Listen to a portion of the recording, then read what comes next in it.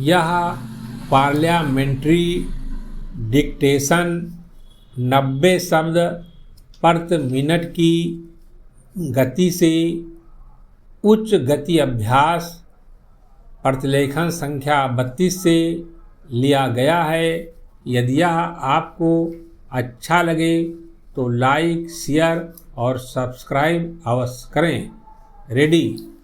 श्रीमान, मैं आपको बताऊंगा कि खेती में सुधार के बारे में हमारे कुछ लोगों का क्या विचार है।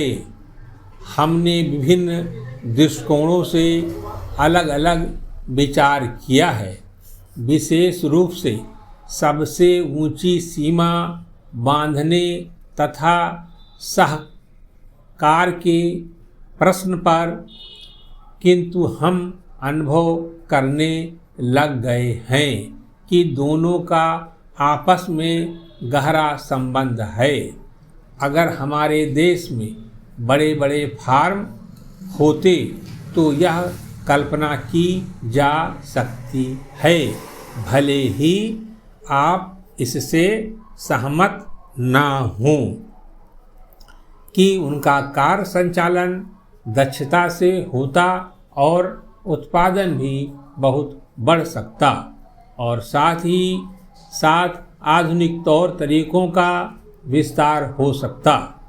भारत की मूल समस्या यह है कि यहाँ जोत की भूमि छोटी है और टुकड़ों में बंटी है। साधारण तौर पर मैं कहूँ कि यह 1, 2 या 3 एकड़ है।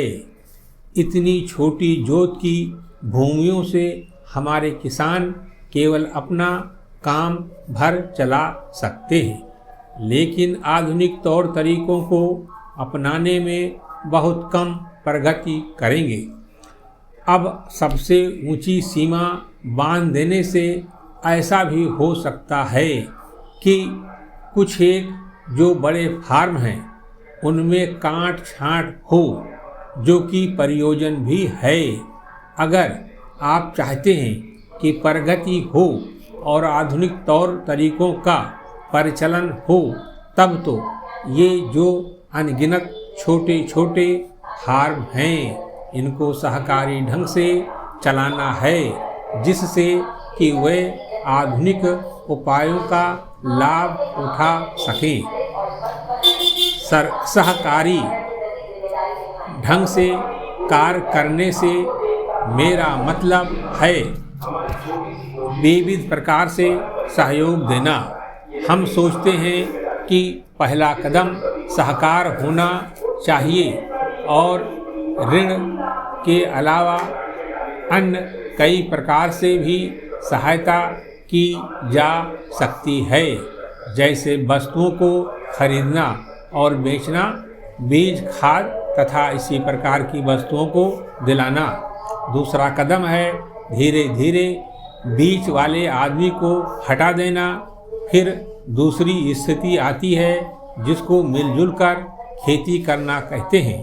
यद्यपि उसमें भूमि पर अधिकार बना रहता है।